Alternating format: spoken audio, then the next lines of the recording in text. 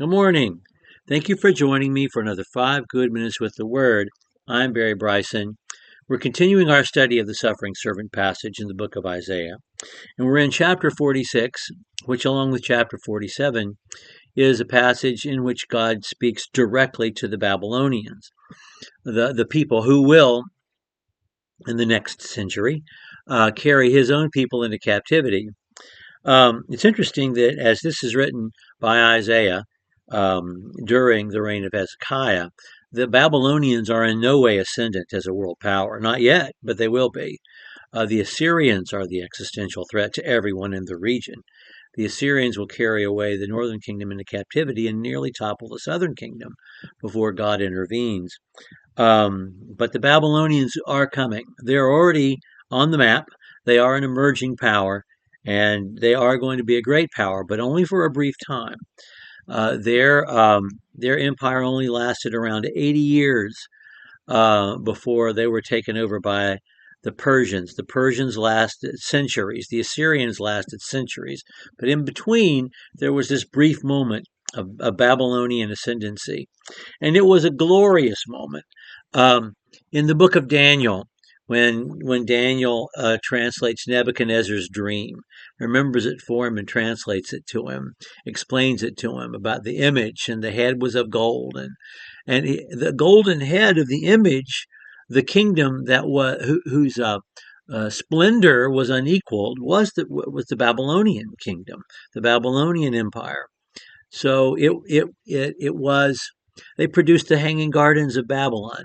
For a brief moment, there was this powerful, wealthy, glorious place. And guess who lived there during that time? God's people. And guess what they did during that time? They did what God told them to do in the prophet Jeremiah. They prospered. And they were able to come back and rebuild. This is all God's doing. And God is needing to remind the Babylonians ahead of time that this is true. And these people who are going into captivity in several decades, they will have this text, and they will know, if they will listen to the word of God, that's what is happening is God's plan, and that this period of time is temporary. But let's look at chapter 46, verses 5 through 7. To whom would you liken me and make me equal and compare me that we should be alike?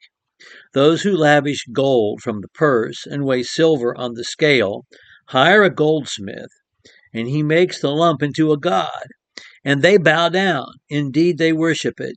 They lift it on the shoulder and carry it. They set it in its place, and it stands there. It does not move. Though one may cry to it, it cannot answer. It cannot deliver him from the distress. This is immediately connected to what we had in the last section.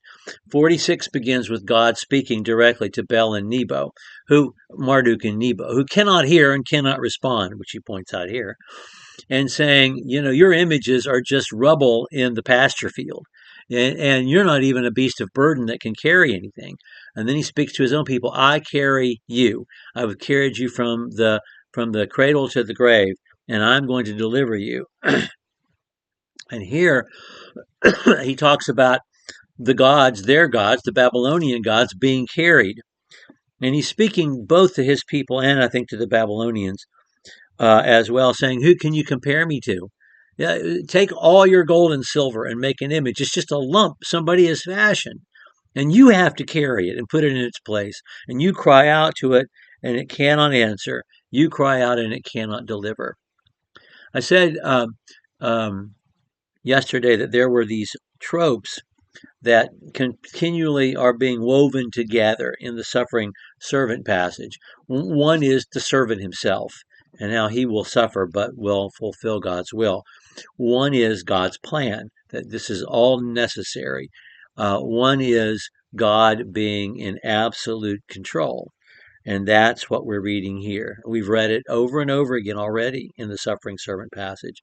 And one is God's calling his people home, his children home, identifying himself as a father who will carry his children on his shoulders, carry his children next to his chest, and bring them home to be with him.